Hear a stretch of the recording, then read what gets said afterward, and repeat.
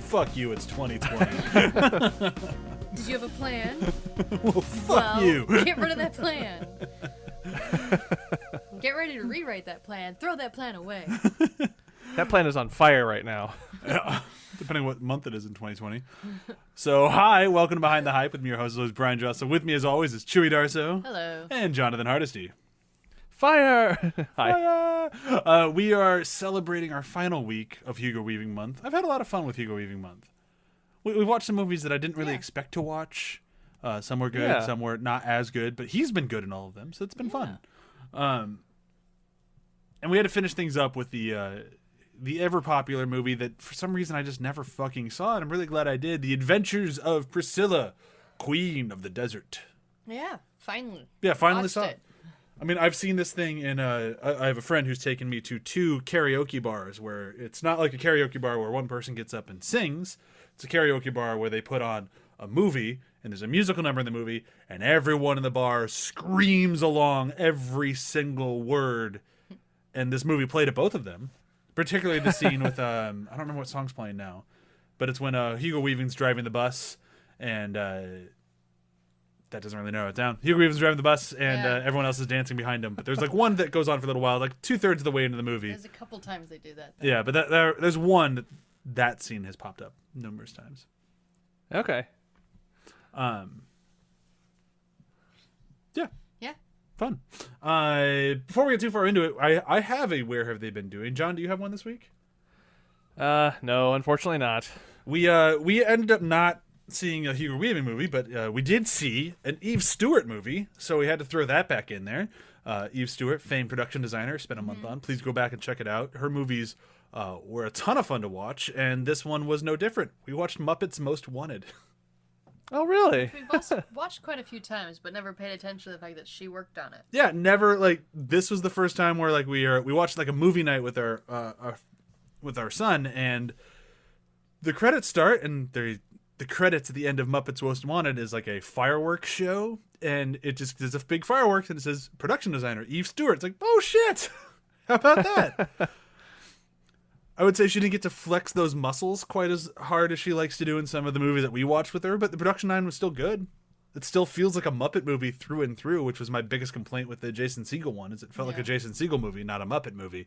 And Muppets Most Wanted feels like a Muppet movie. Like, she did it. She did a good job. It was a lot of fun. Very good job.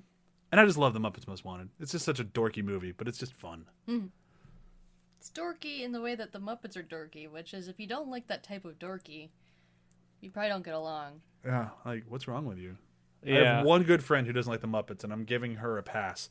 Everyone else, I have my quota of non-Muppet loving people. Let's get started. So, Priscilla, Queen of the Desert. This was your pick. You ready It was my pick. You ready for a quick breakdown?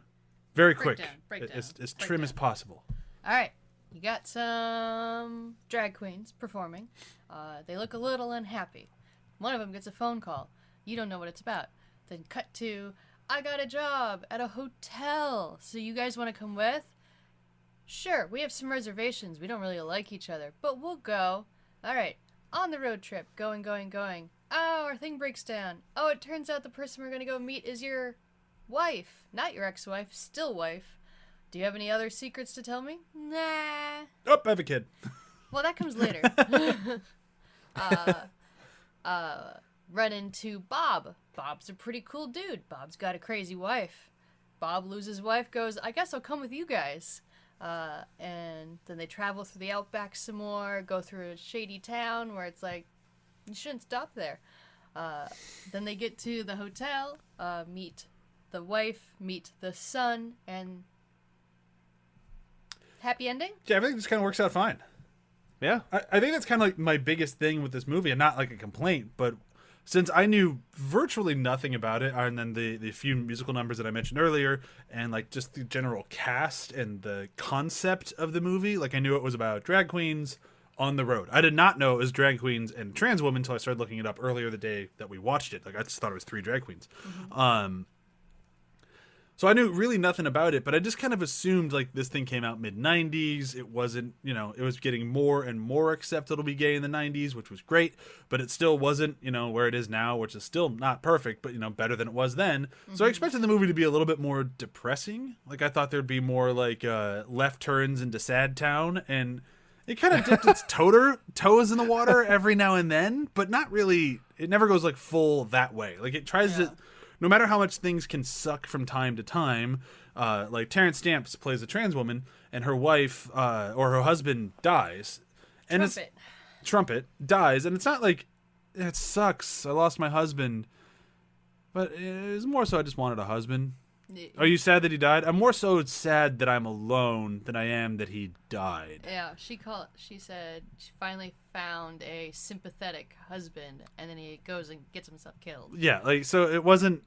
It's very sad that she's alone, but it's not like as sad as it could have been. And that's kind of like the whole movie is like, oh, this is a really upsetting scene, but I feel like it could have been a lot worse. Yeah, I read the synopsis briefly before watching the movie, and I was like, uh-oh, this is going to be like kind of like last week, how I was in downer mode. I was like, this is going to be some heavy stuff. Like, the title's just going to be a complete bait and switch. The Adventures of Priscilla, Queen of the Depression, right? But no, by the end of the movie, I was like, huh, this was happy. Yeah. Despite, things can be bad, but keep your chin up, hun. Yeah, it just kind of, it really tells you, just kind of like, let the bullshit bounce off you. You'll be okay. Yeah. And be with people that you love and who love you. And we decided that even though he's been an absent father for the first 8 years of his son's life, way better dad than still Kev. Better dad than Kev in Last Ride. Right, when that reveal hit, because I figured out I figured the reveal was gonna be something like, I don't know, something mob related or something really weird and out there. And I was like, no, I've got a kid. And I'm like, well, you're right now a better dad than Kev. Already a better dad than Kev. Already. See, was you're driving to go get him, and you're driving back with him, and it's gonna be good, and you're all happy. And was I the only person who guessed it was a kid right from the very first hospital scene? Like when the doctor kicked open the door and Hugo Weaving standing there in his chandelier dress, and I'm like, oh, he's got a kid.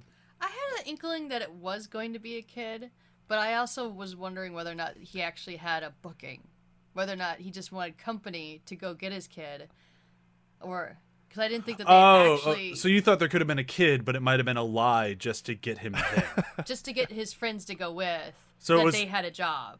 So different sort of bummer ending, but still bummer ending. Bummer ending. Hey, we don't actually have a job. I just wanted, support while I get my son I've never met before, emotional support, and I didn't think you guys would give it to me willingly. I thought that's what it was going to be.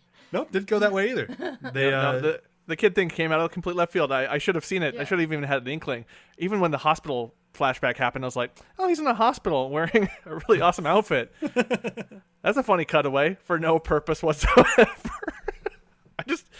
You got me. I'm feeling pretty good about my, just like, the second I saw a hospital, I'm like, oh, baby. Right. Oh, when are they going to mention the baby? The baby's coming, right? To be fair, that outfit was great. So I was very distracted by that. Oh, that's a total fair point. If you're distracted by the chandelier dress, I get it. I'm still trying to, I haven't looked it up, because I wanted to see if I could come to it on my own. Maybe I'll look it up after this. Be like, what's the significance of it being a chandelier dress? I feel like there has to be like something about how he's very fragile in that moment, or sure something. I don't know. I'm sure there could be a lot of reasons behind it. Like, I doubt they just went, chandelier dress. Let's put a lot of time and effort into making this gorgeous chandelier dress for a one-off. Like for just like a... No, I really feel like it had some sort of significance to that memory. Yeah, I get that. That definitely makes sense. But that's kind of like the... As we'll start moving through the movie before we just, spend time talking about the actors and whatnot, I think the biggest takeaway I had and the biggest surprise was beyond, the lack of... I don't want to say the lack of conflict, more so as like... it's a tough way to phrase it. It's not like there's no conflict or no consequence, because those both definitely happen. Whenever they let the few times they let their guards down in a town, it usually blows back on their face in a very negative way. Like, so they are constantly reinforced. Like, these people don't and have no interest in understanding you or even attempting to understand you. So like there is that sort of pushback, but at the same time, like it because the movie just kind of hits it and then moves away so quickly because that's what they've learned to do throughout their lives. It doesn't have that resonating, like it doesn't hit you quite as hard as it does in some other films or some other stories. Yeah, all the conflicts resolve really quickly. Even if there's some lingering emotional stuff to work through, they just pick up, move on, and I wasn't ready for that.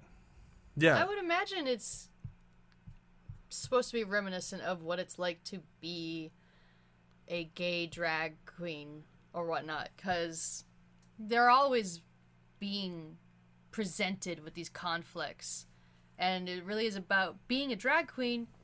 You need to be positive. yeah. You need to be willing to put yourself out there and just know you're going to get some people throwing tomatoes in your face or beer bottles, and just being willing to keep singing through it. Yeah. Right, you're going to lose out to ping pong balls, and yet still you have to like be out there. Oh, the ping pong balls. Oh, Felicia just starting to laugh hysterically. She God, she if is we an ever do agent of chaos in this movie. If we ever do a whole month on Guy Pearce, this movie might come back around. Yeah. Felicia's the only character in this movie, like I mentioned to Brian before, which doesn't matter to you guys because you're listening to this now. Her character doesn't really have an arc. No, I was going to say that for a little bit later, but if it came up, it came up. Let's actually talk about that because I agree with you, and it like I keep saying these things are like this is just a thing I'm mentioning. It's not necessarily a complaint. The Felicia one's my only, I think, legit complaint about the film. Yeah. Like the lack of conflict, consequence annoys me, but at the same time, I think it's motivated by the characters and story. The Felicia not growing kind of annoys me.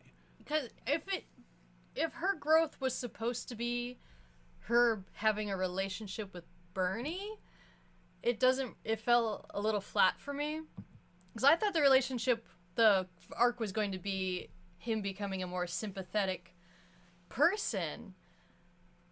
Yeah, just But learning then- through like Bernadette's characters and Bernadette's struggles that like, oh, maybe you just shouldn't be a total dick to But everyone. then the last thing he does is dead name Bernadette Yeah. at the end of the movie. As a joke. Yeah. So it's just like, you didn't grow. Yeah. If that joke wasn't there, I think we probably could have made the leap in our head. And I guess you still can because they don't really ever make amends, but they do kind of become more friendly and maybe a little bit Yeah. more understanding.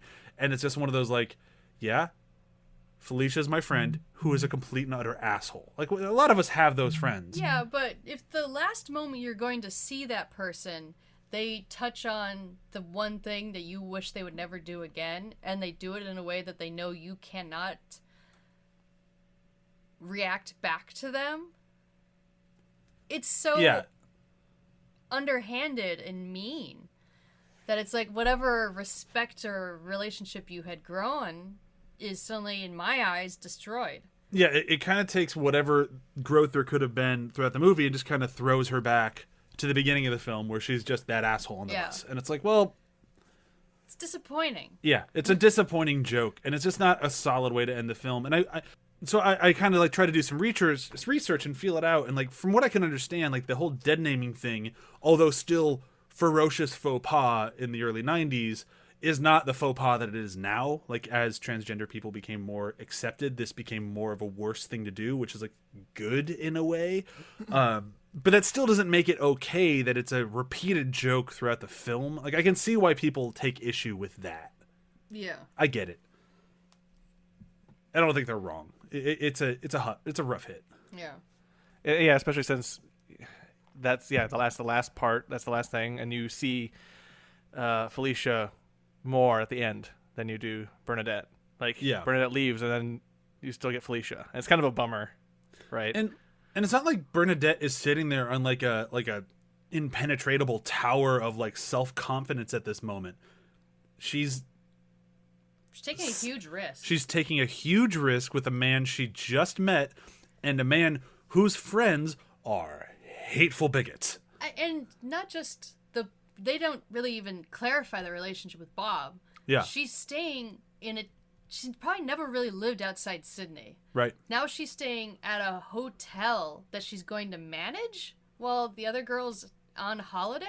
Kinda, yeah. This is She's what I got. going completely off script for her life. Like, it's gonna be a rough situation. So the last way that you say goodbye is with the one thing she does not want to be called. It's like, Yeah. ugh. Right. Especially since I mentioned earlier in the movie that like they miss the safety of the city, that there's a certain safety in the big city, the urban area where they lived before. Like Called liberals. there was safety there. Yeah. Yeah, Safety in numbers of liberals. right. So then she's doesn't have that even. So it's such a weird way to end it. And I just found my nose like painfully wrinkled through the end credits. Like the whole time I was just like, oh, what? I get that time changes things, but that's kind of a weird one. Yeah. Yeah. It's Kind of a sticking point. It's a sour note at the end of a very, very wonderful song. Yeah. It's like, oh, that's how you chose to end it? But then the movie actually ends with Mitzi's main character being very happy. Oh, yeah. But Mitzi's ending with her son, I really enjoy. Like, I like, for, like, my complaints earlier about, like, the lack of consequence or conflict, I appreciate that not being with the son. Like, because I think the severe, like, vacuum of it is so unexpected for Mitzi's character that it gives Hugo Weaving a lot to do. Yeah. Like, because Hugo Weaving walks into the scenes with his son, like, trying to be like a man's man, you know, like, that's not all I do, you know, dress up and make him and stuff, you know, you don't have to do stuff like Trying that. to be Tick. I'm Tick. Like you can just see right through it too, like a fucking screen door. Like, Yeah. Like you're a drag queen. We see you in there. the central conflict of the movie is Tick/Mitzi's insecurities. Yeah. So when you're making a movie about inner turmoil in that way, it's not going to have a giant, what's the C word? Not crescendo. Climax. Oh, sure. Yeah. So the climax is him meeting his son. That's what you could call the climax of this movie. Oh, But for it's sure. It's kind of anticlimactic at the same time because his son is so accepting, so all of his giant fears that would have been the climax if they had been real are unfounded.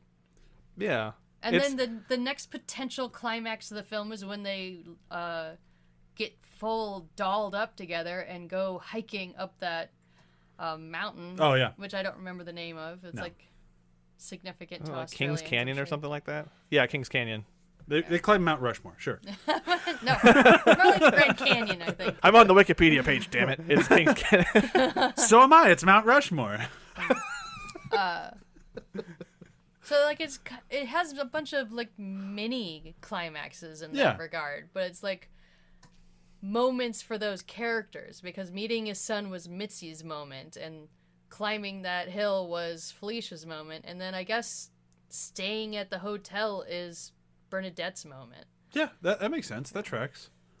And I just like going back just to that scene with Mitzi though. Like it's kind of like it's fun that we had this movie immediately after Last Ride where they both have those moments of like, oh, my kid cares about me. Like they have very similar moments, just totally different window dressing. But like I liked that moment of the kid going, so when we get there, will you have a boyfriend? Maybe. Oh, that'd be good. And just the look on his face like, oh, I can be myself. Yeah. Acceptance. Just acceptance is just such a great thing to see, and it's not usually shown in films. Like a lot of times when it comes to like characters coming out, it's all about the parents accepting the child and getting that acceptance from their parent. And to see the flip of that was actually kind of nice. It's a little refreshing. It's like a story I hadn't seen told before. Like, oh, you wanted your kids to accept you for who you are. Yeah. Because like there's a thread of that in the movie The Beginners, but since the dad's dead the whole movie, you don't really ever fully get that that gravity of it.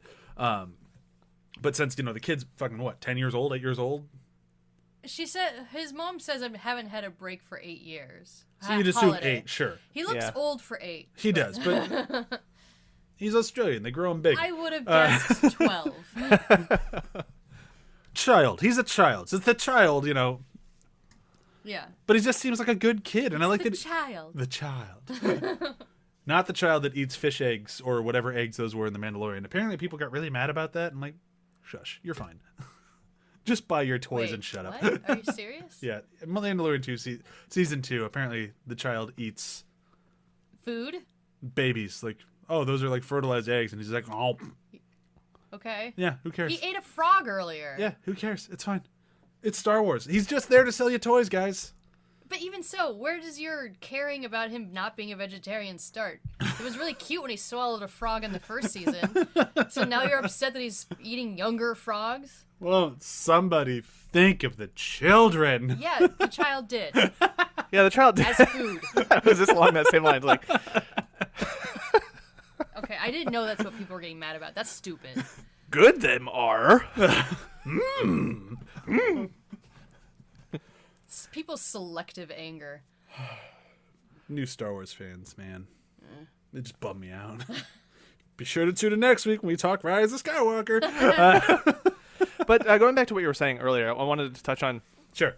I think if I had caught that the kid was in existence earlier, the child, I might have caught. I'm thinking back to the movie now, but Mitzi's character has a lot of dread coming up to the movie, and I think with that, trying to like, does my son accept me? Is this gonna work? Is he gonna see me as a joke or just something bad? Like, is the kid gonna reject me? Like, that would be a heavy worry that could really overshadow this movie. And I think this is a movie of relief. Yeah. In like various reliefs. And I was reading a few reviews of this, and some people said that it was a little fantastical, that there was so much positivity and so much relief, maybe a little bit wistful. And I was like, well, that's kind of the important part of this movie, I think, is that every problem they could pivot from it, they could recover from it.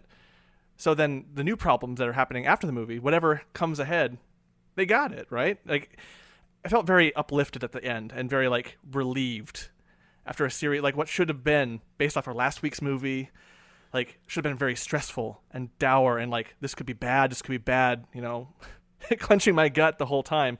No, this is happy. This is It turns out it gets better. I would equate it to, I hope I'm not out of place with this statement about how a lot of the black community get tired of black problems always being associated with drugs and all the worst things that could be due. Like, that's black drama. Yeah. And it could have been really easy for them to go into hate crimes and all of those things that people usually kind of depression porn use with gay stories of how awful it can be to be trans or gay.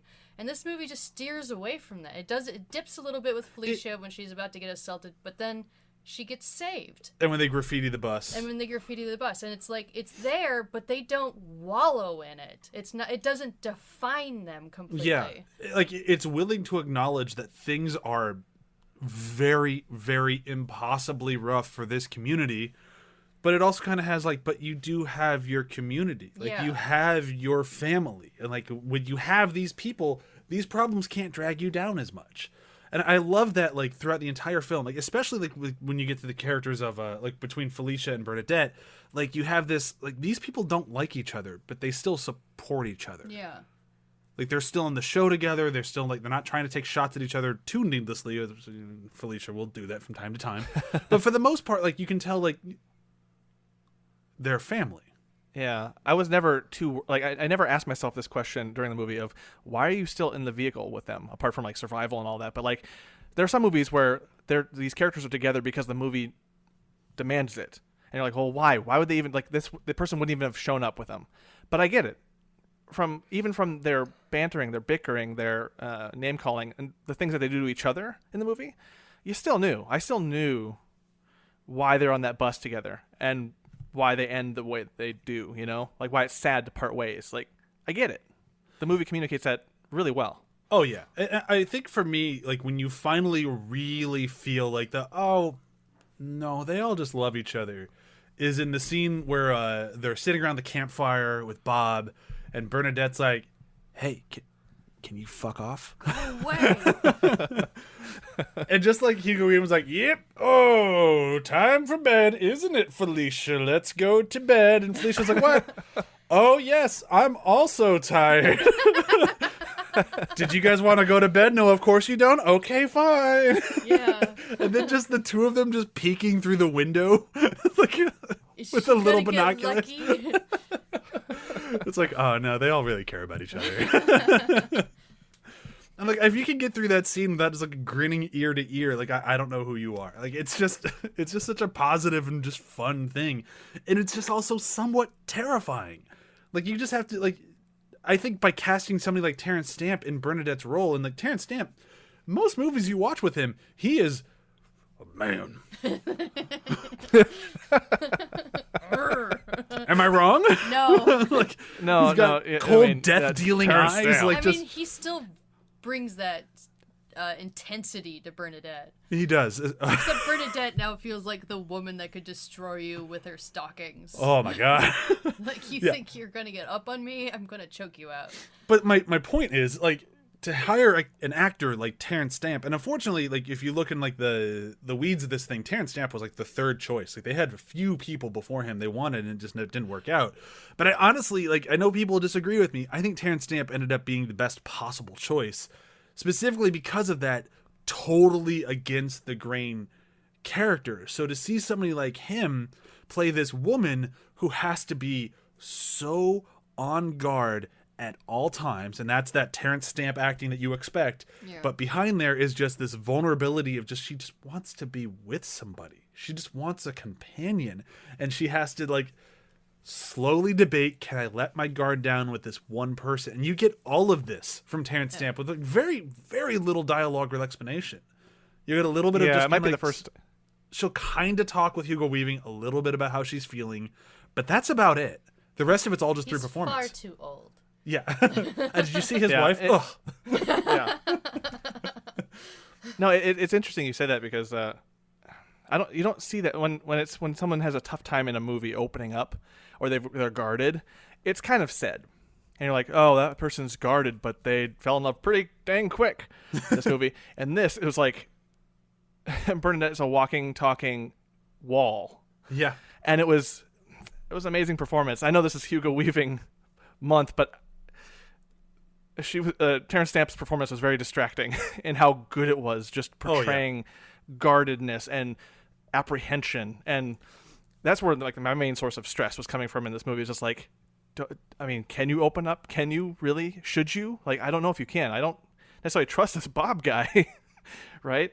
So I was on that journey, just without even any lines of dialogue. It was great. Yeah, and it's like you said a moment ago. Like, yeah, I know this is Hugo Weaving month, but we picked a movie here with two of the best performances I've seen from Terrence Stamp and Guy Pearce. So Hugo Weaving's always great, and this is different than his normal role. Like, this is not fucking Elrond. Although But- Elrond's hair was fabulous. Sure. Like, so combed. Sure. But there is just something to be said about those other two guys. Like they really, really fucking showed up. And I think Terrence Stamp was up for Golden Globe. I don't think he was up for an Academy No, I think Award. it was a Golden Globe. But he was great. But we'll talk a little about Hugo Weaving. Like we've been kind of teetering on it here and there. Well, Hugo Weaving is Mitzi Yep. / Tick. God, Tick. I actually did not think that was his name when he first called up Bernadette. Like when he got the job, he's like, Bernadette, it's Tick, and I'm like, what a weird nickname. Yeah. Oh no, that's just his name. Okay. I mean, what was his son's name in Last Ride? Chook. Chook. Chuck. Like, it's Australian names are a little. They're not American. Yeah, they're not American. How dare they? How dare they not be named John and Peter? Don't they know we have a podcast? Yeah.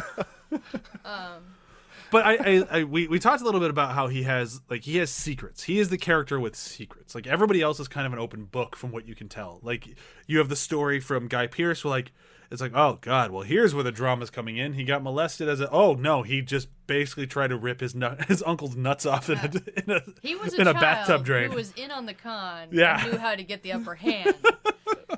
Yeah, I was surprised. I was expecting it to go one way, as movies do, and nope. I was laughing I with was Guy so Pearce the whole relieved. time. I Oh, was yeah. just like, oh my god, thank you. Thank you for not going there. I didn't need that. Yeah, because I was like, oh no, we're going in this territory. Is this what this movie is going to be? The whole nope, it's we've a relief. Mom The was movie's a out relief. golfing. Yeah. His nuts were stuck there for 7 hours. Ooh, that's what you get. At that point, just castrate him. Yeah, I mean, you might as fucking well. The guy's a fucking monster. Anyhow, but so what I mean is, like, the other characters are, for the most part, an open book. They'll talk about their lives. And then you have Mitzi, who's like, I'm married with a child. Like, that is not normal for my community. So, like, he has to play this role of, like, this is who I am. I love being Mitzi. I love being on stage. I love being a drag queen. Like, clearly he loves what he does. But at the same time, he also has this whole other life that he's about to crash into at full speed because that's where his next show is. So he has a really good job here. Like, Hugo Weaving bit his teeth into like a really, really meaty role, and I think he does a lot with it. It's just unfortunate that he has to go up against Terrence Stamp, who has that much bigger of a role. So he's very distracting. But not to take away from Hugo Weaving at all, because I actually think he did a phenomenal job. Out of everything we've watched this month, this might be my favorite performance of his. He was amazing throughout this thing. It would be my favorite performance as well, because it's not depressing like Last Ride. And he had a lot more to do in it than he did in Mortal Engines. Oh, yeah, we watched Mortal Engines. Yeah. Kind of forgot that movie happened. He was not in that movie Well- nearly as much as I thought he was going to be. And then, he's behind a mask the entirety of V for Vendetta. Yeah. Right. So it's charting it. It's good that we ended here, like you said, because you see him acting the hell out of being behind a mask, which hard to do, and working with a nothing script, hard to do, really hard to do, and he managed to hit 0 with that, which is like good. And then Last Ride is like, well, here's the depressing version of awesome, right? And now we're here in the happy end of it. And it's the true definition of roller coaster in terms of his performance, and he's been so fun to watch and everything. He really has. What haven't we hit? We've talked a lot about the actors. We didn't really talk anything about the costumes. That is what won an Academy Award out of this movie. The costumes are insane. They are insane. And it's where I have to take away my suspension of disbelief a little bit in this. People talk about their suspension of disbelief in the drama of this movie. Sure. Mine is of costume changes. Those outfits are not easy to put on. That makeup takes time. And they are like doing this thing mid-song. Yeah. With just quick cuts. I'm like, do they stop the song for 20 minutes and then suddenly come back? More than 20 minutes. I've done drag. Not well, but I've done drag. And it took me forever to get into my costume. Like, forever. Yeah. Yeah, like, I get it. They're pros. So they're going to do it much faster than me. But still, come on. Not that fast. But outside of the share of it all, because I don't know, that's what I think of when I think about constant costume changes. They're amazing. They are. They're so detailed. There's a lot of plastic involved, which I don't normally associate with drag headpieces. But it's just like that flip-flop dress is so my insane. God. The flip-flop dress that Hugo Weaving wears. Yeah. And the basically nothing that Guy Pearce is wearing with him. He's wearing a Speedo with flowers glued onto it. Yeah. And then the end dance sequence where it's one song but they change costumes like 5 times. Is that the ABBA one where they finally get to do ABBA because no, Terrence that's Stamp's the no longer on the end. bus? Oh, okay. There's no costume changes in that one. The one at the hotel. Oh yeah. Right, yeah. The one that the crowd was so like meh about, and I'm like, bullshit. And I loved it. At Those the end costume when they're changes like, and "Oh, it's montage were Sydney. great. Yeah. Look, they're supposed to be in like big bloomers or something, but they're making the Sydney. Yeah, they're making the Opera The House. Opera House. Pretty cool. I'm like, oh, that's clever. Oh, they put on quite a show. I'd go see that. I would totally go see that show. Oh my God, if I could go see the show now, still with Hugo Weaving, Guy Pearce, and Terrence Stamp, like, sign me up. Yeah. Reunion tour. Oh my God. Return to the desert. And just the headpieces in this movie specifically are insane. I think my favorite takeaway from the whole thing, it has to be, like, who is Guy Pearce dressing up for? Like, I get he's dressing up for himself. Like, I can answer that question. But at the same time, like, he has that huge, billowy silver dress that he's just riding around on the top of the bus on. Like, who are you wearing this for? He's like, just for me, because I'm awesome. I mean, it's a combination of cinema, for one. Just this, with the fish out of waterness of it all, the stark contrast between the put-upness of a drag queen and the outback. You have something that's pretty artificial, you'd have to say, because it's very dolled up, a lot of plastic, like I said, manufactured look, and then you have complete nature. Yeah. Which is such a complete divide, but they are beautiful together. Yeah. Yeah, this movie's impeccably well shot. Yeah. And, like, I even just like the sequence when Mitzi decides to go rehearse by herself doing a respect in her green dress. Oh, yeah. And just her on top of all those rocks doing her thing. Like, she looks totally out of place, but also in place at the exact same time. Yeah, she does a great job. There's a lot of good cinema in this movie when it comes to that. Yeah, it's one of those ones where, like, as I'm watching it, I'm like, this is why people in film school were obsessed with it. Yeah. Like, I get it. Like, it's not like in a bad way where I'm like, because it's edgy and different. It's like, no, because there's quality filmmaking on display here. Like, very, end to end. very well shot. Yeah. That is a relief to come across those where you don't watch things that people are really into. Like I'm a recovering contrarian, where like when a lot of people like something, I don't really care about it. I'm going to ignore it for as long as possible and then love it later. And so with this, it's like, oh yeah, I get it. Yeah. It's because it's a good movie. Yeah, because it's fucking good. But I think we've said pretty much all we can on this thing. Are you guys ready for quotes? Quotes? I have to look mine up. I usually like to write it down, but I didn't want to butcher it, and I'm sure it's going to be on here. It's probably going to be the one I was thinking of, too, huh? Is it the Bernadette quote? Do we all have the Bernadette quote? Yes. Tampon. Is that the one quote from the movie? That is the best one.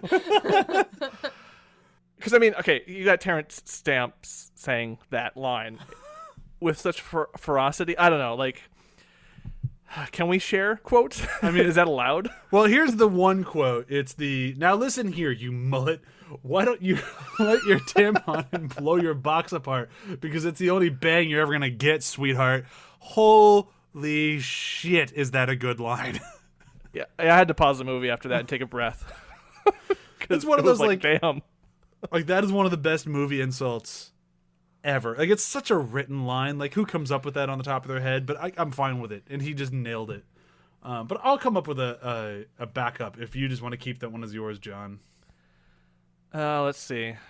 So that is the line. I get it. Yeah, I'll swoop in and take claim. Okay. Like I'm sorry jerk. I read it then for you. No, I it was good. You got to read it and I got to claim it. So perfect.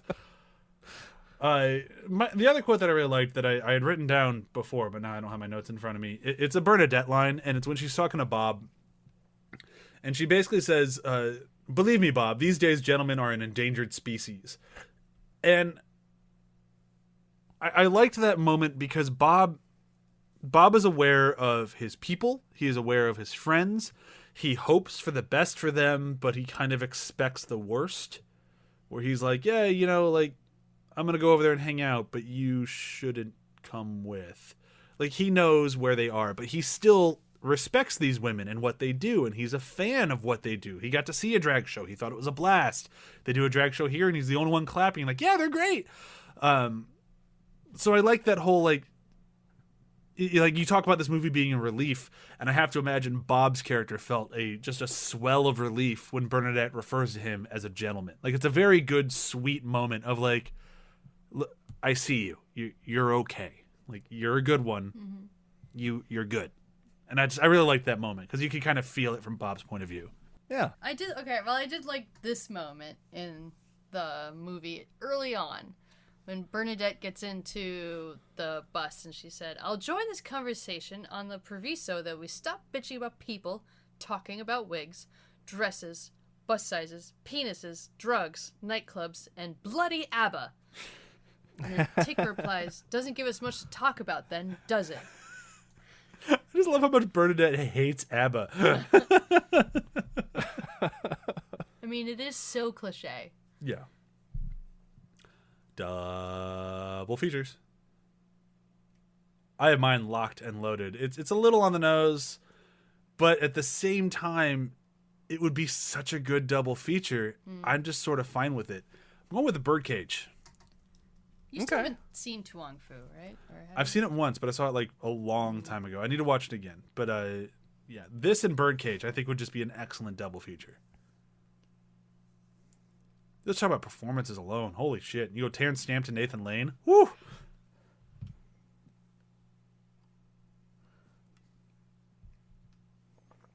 Trying to think of another maybe road movie.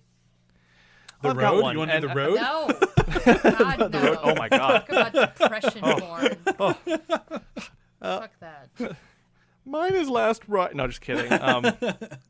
No, and this is probably a very simple double feature, like a kind of a facile comparison, but like Little Miss Sunshine, a road movie with that ends in a funky dance, as it were.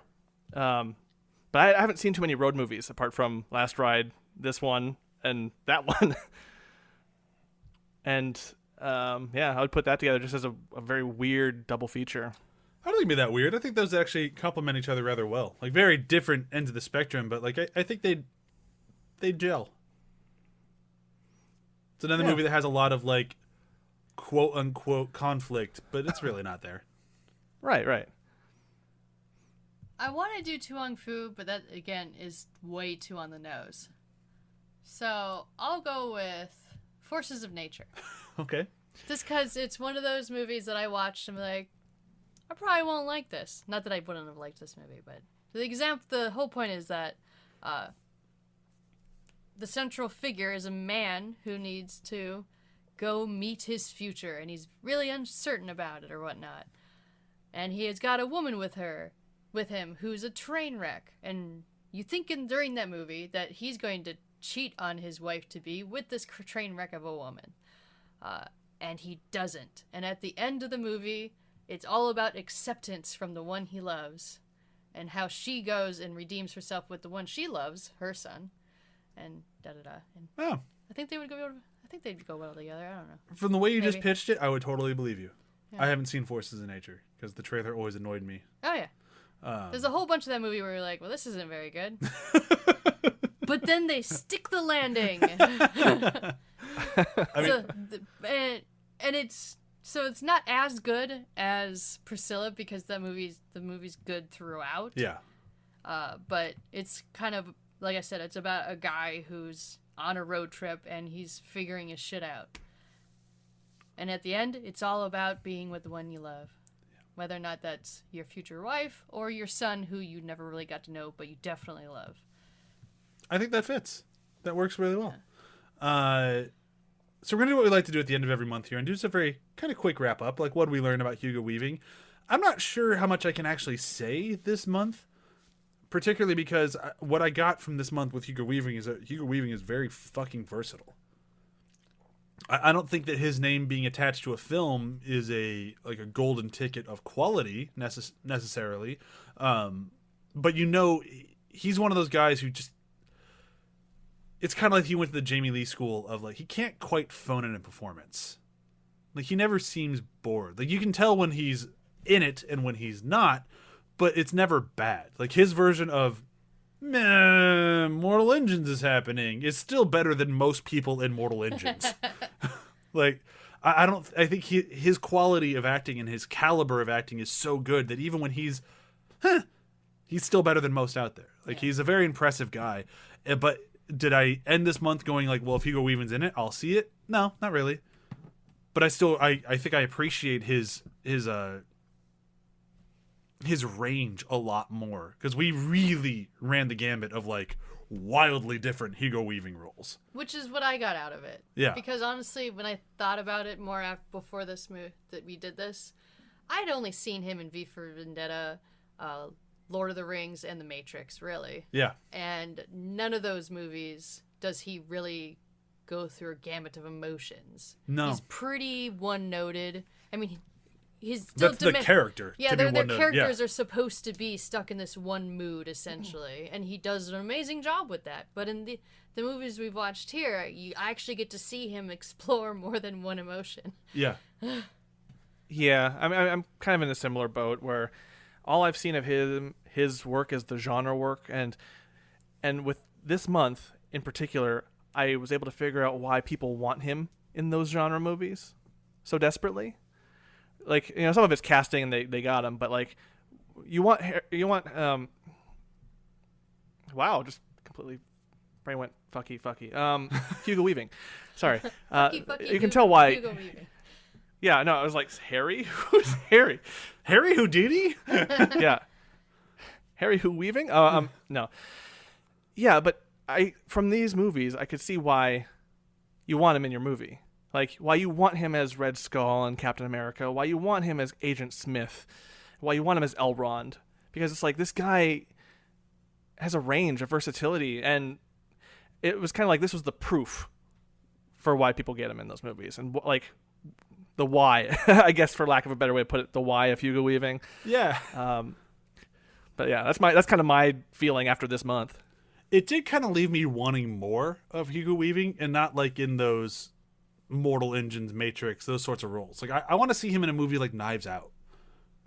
Like right. Like he plays off people so well, and like he's got so much to give and to like perform in these things. I want to see him like in those sorts of roles. Like I want to see him be pushed a little bit farther, because I think he can do it. I'm not saying that he hasn't done that before. He's an incredibly acclaimed actor. He's phenomenal. And I think I'll piggyback off of what you said earlier, where you were like, you know, if his name is in it, you're not just going to run out and see it like with some actors. I think for me, if it's a more independent film or something that's not of the mainstream and he's in it, I will, because that's the promise of his range, right? Like that's where I would be like, I got to see it because he's in it, not necessarily, you know, Agent Smith Part 4, but if he's in another type of movie like Priscilla, or if he's in another movie like A Last Ride, those things, like I'll look for him in those. Yeah, I mean, he's probably too big for those, but I want to see his range. Yeah, I'm definitely definitely more of a fan. But that's like we can say at the end of every month, because that's essentially what we've done. The more time we spend Broken looking record, at these people, right? like, yeah. Well, maybe not next month. Might not be more of a fan. So no, we'll be really angry next month. I think that's a fair enough transition. I mean, we'll say goodbye to Hugo Weaving. Goodbye, Weaving. It was a very fun weaved tale. Yeah. Thanks for weaving us a tale, Hugo. Yeah. Oh man. So next month, if you don't remember, that wasn't the fucking plan, and these are going to be movies that clearly had a plan, and that's not what they fucking made. Very much better or worse, we'll see. Yeah, for better or worse. I think given our stack, most likely for worse. Most likely. It might be a little bit of a rough month. It's going to be a lot of fun, though. We're doing it to celebrate, 2020 not being what anyone fucking planned, with the exception of Trump losing the election. That part went as planned. At least so far. So we're going to start things off next week with the end-all, be-all, clearly what everyone wanted, the ending of Star Wars, because Star Wars is a thing that can end, apparently. Episode 9, Rise of Skywalker. Yeah. I'm going to try to find that whole script if I can of Colin Trevorrow. I'm not sure if I'm going to be able to, because I don't think if you can, pass it my way. I want to read a good version of the movie. I will look up many of the breakdowns of what that movie was going to be, and then what Abrams and company turned it fucking into is what we'll talk about. There'll be a lot to dive into, and I can't say I'm excited to watch this movie another time, but I am willing. I'm excited to have people listening to this shouting at the podcast. If I was a smoker, I would have it in 3 packs next to me while we rewatch that movie.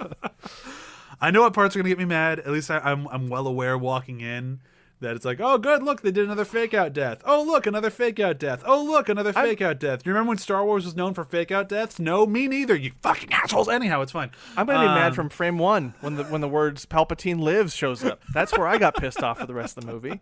So I'm in for a treat. It's gonna be fine. It's gonna be fine. So we're gonna get through that, and then our next 3 movies are in no specific order because we'll figure it out at the end of next week. Chewy is taking. The Man Who Killed Don Quixote. That was clearly the plan for that movie. A movie that took 30 years to make. I don't even know how many rewrites exactly. Multiple producers, multiple countries, multiple actors. But we're gonna make it! It's gonna fucking happen. It's gonna... And then John, you picked one of my favorite movies ever. I'm so excited to watch it. The Emperor's New Groove, which was originally supposed to be a very dramatic musical featuring all the music of Sting. That's not what they made. Nope. Mine, I was stuck between 2, and I've made up my mind. Now, if this was happening not right now, and I hadn't just done what I did for Welcome to Your Doom, I would be doing Friday the 13th Part 8, Jason Takes a Trip to Manhattan. But I just watched all those movies in a week, and then I spent 3 hours having a conversation about them. I for the first time in my life, I'm a little Jasoned out. I don't think I can dive back into that pool right away. I got to give it some time. So I'm sorry, it won't be Friday the 13th Part 8, Jason Takes Manhattan. It will, however, be a totally different movie that I'm sure you both love a whole bunch. We're talking Suicide Squad. Oh. Another one of those ones where like I kind of hate it from the beginning. Yeah, and I get that. I'll try it's like an editor's curse word for me. Like, oh yeah, but I'm excited to hate on it some more.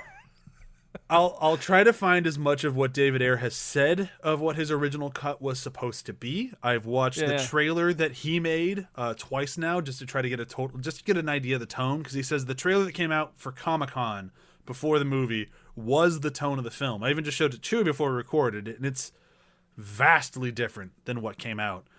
Far more serious, way more depressing. For better or worse, it would have been a different movie. So I think that's going to be interesting, and we'll get to that one at some point. So our movies are just, too long didn't read or skip ahead 30 seconds on your podcast. We're doing The Man Who Killed Don Quixote, Suicide Squad, fucking Emperor's New Groove, and Star Wars Episode 9, Rise of Skywalker. And I guarantee you, with Star Wars being on there, Emperor's New Groove will not be my least favorite movie we watched this month, because we still have fucking Rise of Skywalker. And I gotta say, just a little self-congratulation for this podcast. What an eclectic month we're gonna be coming into, and we're gonna be giving the listeners. I'm excited. Oh God, the double features next month are gonna be rough.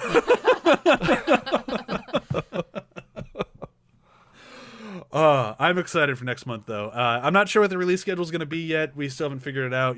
There's still Christmas in there. Obviously, you're all listening to this episode on Thanksgiving when it came out, because I know that's when everybody loves to listen to podcasts. But we'll figure it all out. We'll get your 4 episodes. We're going to be good. Let's do a very, very quick round of plugs, because it's taking long enough, and then we're going to say goodbye. For this show and every other show on the ATH Network, athpod.com. Brock is back at it with Damage Boost, doing great stuff, and that's everything for me. Yeah, I don't have anything. Nothing from Chewy. John, what you plugging? Demon Days, as always, our actual play podcast that we do every week. Well, for the holidays, we're doing every other week, just to give me a little bit of relief timeline-wise for stuff and holidays and preparation, and getting other DM sessions ready to go. Like, we're spreading it out a little bit just to save some time. But we'll be back at a full schedule in the new year. Sounds good. All right, guys, thank you so much for listening. This has been a lot of fun. Very fond farewell to Hugo Weaving. Bye.